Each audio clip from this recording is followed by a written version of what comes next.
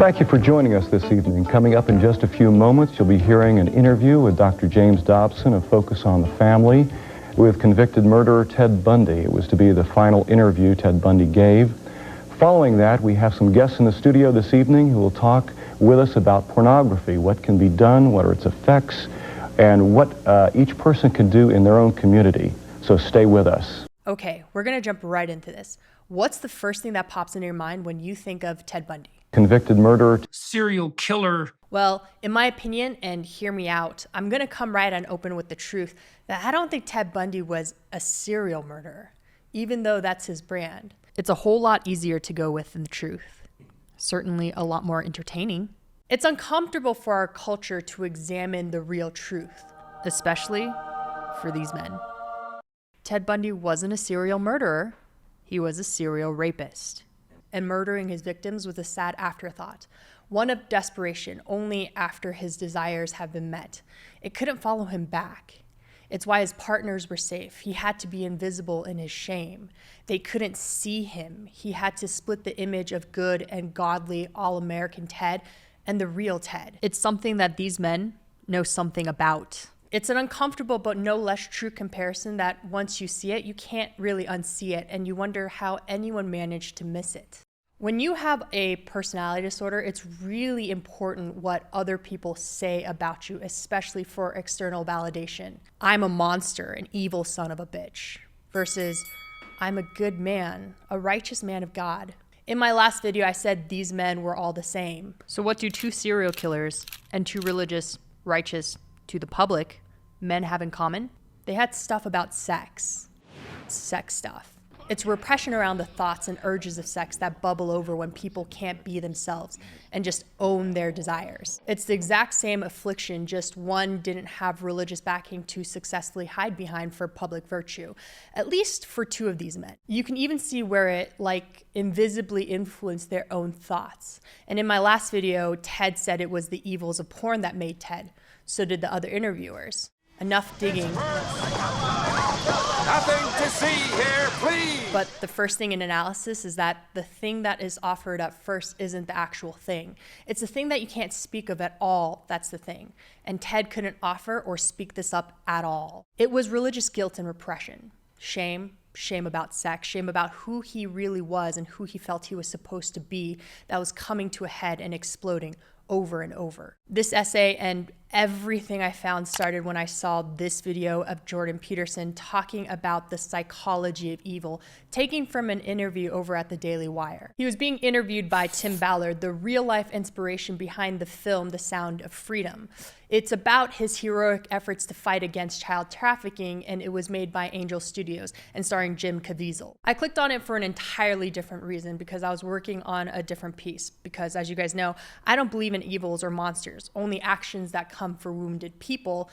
But that's an essay all on its own, on how we make monsters and how to actually prevent them and even unmake them where they stop, because I personally know you can. But Jordan mentioned Ted Bundy in this interview, and it propelled me to stop everything and go check out Ted's last day interview myself. Both had a lot going on, and it sent me down a rabbit hole. And it's where I found just the craziest things, you guys. And it's an insane coincidence right here with my own family. And it's like insane. And I know crazy. This is going to hurt, so trigger warning. Let's take a look. There's a very clear assessment we can make about Ted Bundy. And it's the fact that he shut off his desires and fantasies he had surrounding sex. Whatever they were, he felt they were too shameful to explore with a partner for the fear that he'd be rejected and viewed as repulsive or gross. Hence, Bundy frequently revisited the bodies of those he abducted, grooming and performing sex acts on the corpses until decomposition and destruction by wild animals made further interactions impossible. The root cause of all these personality disorders is the fear of abandonment, of not being loved by them, that they would find out about you and how awful you truly are. And if they knew, they'd leave you and you'd be left with your shame. We need to pull up Maslow's hierarchy of needs for this. You can see that after your physical well-being A person's need to belong and be loved is the emotional essential to survive. If this essential emotional survival is always under threat, let me tell you, you will do some wild ass things to survive just to get those needs met, or maybe get out of trouble trying not to get caught for those needs getting met. Remember, Ted Bundy wasn't a serial killer. He was a serial rapist who then killed his victims because he was so ashamed about his sexual desires, and he was so afraid of being rejected. Time for a lesson in what I call the ghost problem. There are only 3 ways narcissists and men suffering from the cluster B personality disorders can successfully have sex. 1 is if the partner is a virgin, and this is because she or he has no frame of reference. There's nothing for the narcissist to be compared to unfavorably. 2 is if the girl is drugged or unconscious or unresponsive. It's only here that the act can occur without the perpetrator being tied to it. They are free again to act anonymously. 3, if it's a prostitute and it's transactional. In all instances, the perpetrator can leave all of it behind without it catching up to them, without it following them back. No one judging them the next morning while they're brushing their teeth and eyeing them all weird. So, what was that about last night? They can't handle it. There's some gray area here too. Women with personality disorders, typically the borderline personality disorder traits, can be subbed in for virgins due to their childlike ways that they can be manipulated, or when they split the perpetrator into a godlike, worshipful, dominant role. Or when a perpetrator is traveling and meets somebody in a single serving interaction, say while on vacation. They can have a few nice days of dates, and then once the sexual act is locked in, the victim has no choice but to write it out. It is usually very unenjoyable, and the survivor is baffled at the stark contrast between the nice person they met over at the bar and who walked with them on the beach, and the monster before they left the next morning, never to be seen again. You can see this invisible man concept with Bill Cosby, for example, and his drugging of women in order to be able to have sex with them. The shameful act of being seen. You don't want it to follow you. The images of you don't jive. You don't want them to shame you because you feel disgusting if seen as a sexual creature, and yet you have these driving, bursting desires. These men, they had a different take because they know a thing or two about shame and secrets. People said a lot of things about Ted and told Ted about Ted, even to Ted. But here's my assessment of Ted Bundy and who I think the real Ted Bundy was. This is an interview from his first college girlfriend of a year and a half. He said at times that you and he would have some arguments or quarrels. Mm-hmm. What was he like in those situations? Oh, pitifully weak. This is my main criticism of him, I think, after the year and a half of our relationship, is that he kowtowed to me. He wasn't real masculine, and he wasn't tough, and if I got mad at him because he did something, he'd sort of be so apologetic about it, and it wouldn't be he sort of stood up for himself, and it was the kind of thing you couldn't really, well, he was getting mad because the person didn't really react. And the things I got mad at him for were primarily things like he lied. And it wasn't that he out and out lied, it's that he fibbed in order, and you know, it wasn't necessary that he had to lie, that he'd actually done a bad thing in his mind. It wasn't that. It was that he was saying something that he knew would sound good to me. Instead of saying the truth, instead of saying, my pants are from Sears, making something out for what it wasn't, more than it was, to impress me. Of course, I was from a completely different background and everything, and I was very concerned about those kind of things. About his background? Yeah, and his lack of experience, and I had experience in small things like restaurants, and, you know, the whole thing that would be possibly important to a young poet. Mm-hmm. Yeah. Did he ever seem to build up anger? Not really, not that I know of. No, a very passive person, he seemed like. Almost reticent to get into any sort of quarrel fight. And no anger that was evident, sort of, you know, between two men or whatever. Ted, by nature, from the recounting of his first college girlfriend, was a weak man. He wasn't masculine. He often lied, but he lied to impress Diane. Guys, This man had a personality disorder. He lies to survive. He has to get the need to belong and be loved. I've mentioned this before loads of times, that when you have no sense of self, external validation is all you have to go off of. It's why it's so dangerous when people who purport to have authority tell you who and what you are. Another example is Polly Nelson, who is an American attorney and the attorney who represented Ted's legal defense during his trial, and in her inevitable book deal titled Defending the Devil, which, nice alliteration, Polly, she called Ted the very definition of heartless evil. Guys, he was play acting a character that the world needed to place on him, that he was an actual monster wearing human skin. But I don't think so. I think Diana's accounting of Ted was the real Ted, the same description we see at his final interview. A very weak and passive man who had to drink alcohol to lower his inhibitions enough to have the courage to explore his sexual desires. And he was so ashamed of his sexual desires that he couldn't let anyone know what they were. I led a normal life, except for this one small but very potent and very destructive segment of it that I kept very secret and very close to myself and didn't let anybody know about it. And part of the shock and horror from my dear friends and family years ago when I was first arrested was that there was no clue. They looked at me and they looked at the all-American boy. And I mean, I wasn't perfect, but I want to be quite candid with you. I was okay. Now I'm curious what caused Ted to be so ashamed about sex. It was religious repression. Well, that and Ted hated his mom. And the feelings were mutual. No murders needed. It was already there, and you seek to dominate women when that's in you. But more on that another time. Back to religious repression. This is Dr. James Dobson, the man who conducted the final interview with Ted Bundy, which aired on WHMB TV.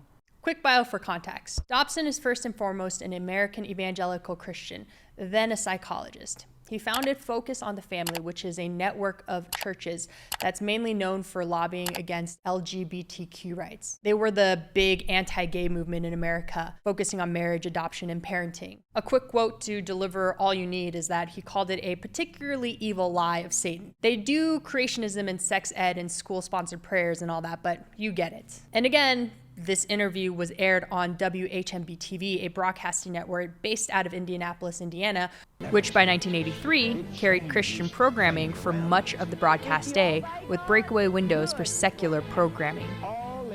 Pastor Ted Hager founded and served as head pastor of Dobson's flagship location, the New Life Church. You can see him here doing his thing in a documentary called Jesus Camp. They rode the wave of the 70s and brought their congregation from California to Colorado Springs when the government was selling post-war military land for pennies on the dollar and encouraged all the mega churches ever to flood the area. I got to walk around.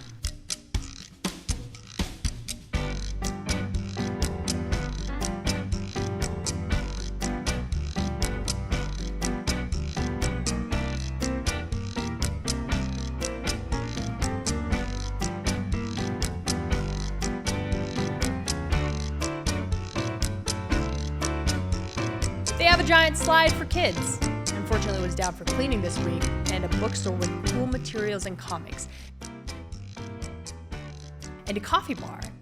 And notice that there was no mention of Ted anywhere. There's a new pastor who replaced him, and that's it. They let me tour the auditorium after I assured them I'm not a terrorist or a murderer, though I do murder a good essay. Sitting where he gave his speeches, I got to feel the energy, what it must have been like as this organization grew under his leadership. Is Aaron's rod that budded. Now, this is really interesting, everybody, because Aaron's rod that budded is the rod that Aaron had. The other leaders had rods, but Aaron's rod, it's a walking stick is what it is. All right? And so, but Aaron's rod, are you getting some good footage here? Aaron and his rod. He loves talking about rods. And I'm not just being cute here. Here comes your first lesson in comparative repression. But for this part, I need to tag team my friend and helpful producer to jump in for this part with a wild story of his mom and Ted. You sure you don't want to open with the thesis? The script was that Ted Haggard, anti-bastion of gay rhetoric, was in fact... Dude, this is totally your story. But it's totally your channel. It's your channel. Okay, I'll do it. I got it. All right. What's fun to watch about something like this is watching somebody do everything they can to avoid responsibility. They always avoid responsibility, and they play the deny game at every single step. They just never come forward. They never get out in front of it. I mean, because of course not. So Ted's great secret was that Ted Haggard, bastion of anti-gay rhetoric, was, in fact, himself super duper gay. So it started first with a male prostitute coming forward. I need to think, what was his name? Tom Milton? I'm going to have to check. Shit. Sorry. So it started with an accusation that came from a male prostitute named Mike Jones. So when that first came out, Haggard's whole thing was that he never did anything at all. He's like, I did not have a homosexual relationship. He used the same distancing language that I think the Bill Clinton tapes were really famous for. I did not, no contractions, no have sexual, anyway, it doesn't matter. But it does matter. So at first was, I didn't have a homosexual relationship. I would never do that. That's not me. And then the other accusation is that they would hook up together and just do meth together in a hotel room. And Haggard was like, I've never done any drugs. I don't do that stuff. We don't even drink, my wife and I. We only have intercourse every Friday evening by candlelight with our socks on and through a thin sheet. I'm steady with my wife. I'm faithful to my wife. I love that he uses 1950s malt shop slang. I'm going steady with my wife. That should be your first tip-off. So this was during a big vote, Colorado's Marriage Protection Amendment, and a lot of his supporters just spun it that it was a conspiracy to draw attention to this ballot, the amendment that's on the ballot, protecting male and female marriage to the exclusion of gay marriage. And James Dobson was one of the people who came forward to support Haggard. He's like, it's unconscionable that the legitimate news media would report a rumor like this based on nothing but one man's accusation. He's a friend of mine, and it appears someone's trying to damage his reputation as a way of influencing the outcome of this election or Tuesday's election. And the big break happened when a reporter cornered him leaving the church, Dobson's and Haggard's main big church. And she's asking him, what do you know about Mike Jones? And he was really excited at first. He's like, well, I'm really glad that he failed the polygraph test. My accuser did. We're really grateful. That's how he responded at first. And then slowly the reporter's like, well, we just now, this just dropped, we just matched the voicemails left on this guy's phone to you. The forensics definitely said that was you calling him. You said there was no such thing, whatever. So then he's like, in the car, thinking on his feet, in real time, you get to watch this man fight for his professional and public life like a politician. And he's like, I did call him. Yeah, I did do that. I called that guy. She's like, well, what'd you call him for? It was to buy some meth. Yeah, we definitely, I did call him to buy some meth. And then he did the whole, again, the Clinton playbook. It must have been fresh in his mind. I bought it, but I threw it away. It wasn't for me. We would never do that stuff. He was still denying they had sex at the time. Before I leave this interview, there's two things that are fun and worth mentioning. One is if you watch him, you see the moment that his eyes dart desperately over to his wife and back really fast because he has to maintain with the reporter and don't break. And they've had crisis PR management teams, I'm sure, groom them for this and prepare them. And then the other thing is you can watch him when he says, no, I've never done that. He shakes his head yes each time. Like, yeah, I've definitely done the meth. I have had the gay sex. I have had all of the gay sex on meth to the gills in a hotel room with a gay male prostitute. Jesus Christ, Ted. Sorry, I digressed. Oh, and then the other thing that's really actually heartbreaking is you can also watch his wife learn this information in the car, and she's been coached by a PR crisis management team, and a lot of people had their hands on her, and she was looking at Ted and looking at the reporter and being a great political celebrity type, like you're interviewing the royals or something, and you get to watch that transition when her heart breaks and she's studying Ted and watching him lie, and she knows he's a liar. She never looks back to the reporter until the end. She just locks on Ted and watches him flounder with this new break. Okay, I definitely was calling this guy. I actually did know him, and yes, it was to buy some meth. And those two things, you can tell, begin to put the dominoes together for her. And you know as soon as they drive away and PR is over, it's one of those things where your wife or your partner, your husband, like pushes you behind closed doors, slams the door, and it's like, what the fuck did you do? And that's a really tough moment, but you can watch all that happen in real time. This blew Jessica away when we were researching this piece because she was just doing something on Ted Bundy and she saw that James Dobson was interviewing and she felt like it was very propagandy and something was off. And she mentioned focus on the family and I thought she was fucking with me. I was like, are you serious? You don't know about this? So in addition to this, how it came full circle back to me is the reporter on that video. I played this clip for her, and she's like, I don't know. What are you talking about? Like, you know this woman. That's my mom. Having kind of a relationship. He did not fail or did not directly. And that's Jessica's mom. Jess calls her mom. Like, we have a big family. We're all super close together. Like, we know her as mom. That was my mom. I remember her coming home, and I was wee little and telling me about this, and I didn't know it would emerge to be a giant cliche later. So each one of these breaks began to chip away his shell more and more until obviously it emerged. He was, in fact, having gay sex on meth with male prostitute. And then it was just a one-time thing. They try that next dance every single time. And then it emerged, okay, he's definitely come on to multiple people at the church. 2 young men came forward with accusations that they were having a sexual relationship when he was in a position of authority and trust at a megachurch, which preached anti-gay values. It was the church that preached anti-gay values. I think he's selling insurance in Arizona or something now, but he might be back in Colorado Springs. But you won't see any mention of him at his church, which is kind of funny because for an institution that purports to have the exact unbroken history over 2,000 years, they're off to a really rough start when the first 12 just seem to be deleted from 20. But it's whatever. I don't know how to segue out to this. We can talk about gay Ted Haggard some more. But if he's gay, just be gay. I could imagine, it's funny, if you can tell there's this undercurrent among certain Christian right where they say that it's a sin that you can battle against like any other temptation, and yet no one comes forward as grappling with it. It's still considered shameful. And my belief is that there's this low undercurrent, this hum of subconscious truth that this is not something you can manage. This is not something you can fix or handle any more than being straight. For you young kids out there, try and imagine a world where everyone's gay. Maybe we're some kind of asexual insectoid race, and you're the freak that isn't. See how long that impacts your life until you can't breathe. That probably won't go here. I'm just rambling now. We could stop. I could try and do another 10. In a goodbye letter read by another pastor, Haggard made this confession. I am guilty of sexual immorality. There's a part of my life that is so repulsive and dark that I've been warring against it all of my adult life. This loops back with Jeffrey Dahmer, a man who was a closeted and deeply ashamed homosexual, again, who wanted to control his victims, and sadly, death was the afterthought.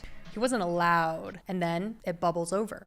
Ted had a public face and a private one. It made perfect sense to him to stand on the pulpit on Sundays and blow dudes the next day. Let's leave the Teds for a second, and Jeffrey Dahmer too, because he's an easy one. Next up on Repression Bingo, actually, how about Repression Roulette? Repression Roulette.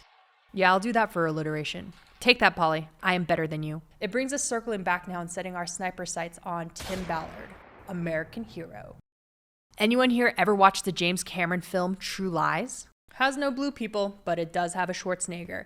And in this movie, Arnold plays a spy. There's spy things, but the B-plot involves his suburban housewife, played by Jamie Lee Curtis, being roped in by a used car salesman who goes around picking up women and trying to sleep with them by pretending he's a spy. It's hilarious, and the character is amazing. It's just the best. I'm sorry. Try to relax. It's just been a long time since anybody Harry's touched me like that. It's a little difficult. I know. It's awkward. He's played by Bill Paxton, and rest in peace. Game over, man. I love movies so much. As I mentioned, Tim Ballard is the inspiration behind the film The Sound of Freedom, where he's a courageous hero preventing sex trafficking and sexual assault. Was assaulting women, just like loads of women. Multiple women, all with the same story of him grooming them and manipulating them to sleep with him on missions. Fucking ew. Jesus Christ, Tim. Sorry, it's okay. We love all of God's monsters down here. I do. This guy was an LDS member, aka Mormon, but they hate that. And he used that to spiritually manipulate the poor women. He was denounced by the LDS Church for pretending to be related to church leader M. Russell Ballard. Then Spencer Cox, the governor of Utah, denounced the allegations as disturbing and unconscionable.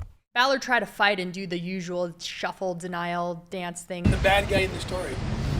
I'm the bad guy. Ballard says the allegations are not true. Until it came crashing in, and then he resigned as CEO from his own company. And we have not heard from him since a married couple filed for complaint and 5 other women came forward in another one. As of this essay, just last year in 2024, one of his accusers was able to graduate to criminal charges. But it wasn't porn. At least he dodged the porn problem.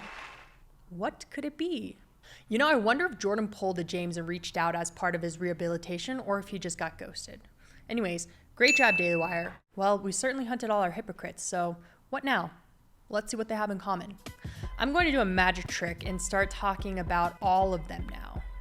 We don't talk about sex anymore. It's at odds with society again and attached perfectly to shame, since shame is attached perfectly to desire, and you'll never find a subject where the two come together any better. And sex isn't without its risks. So it goes sex, direct link to desire, direct link to shame, and we start to internalize the message in the other direction.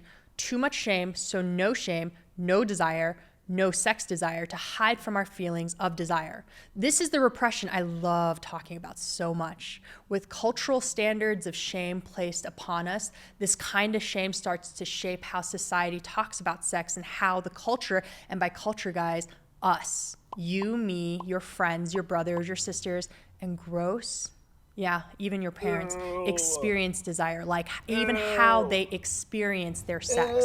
Dudes, sexuality is the core of what we repress, which means it often absorbs other hidden emotions and our deepest shame, unmet needs, and emotional wounds.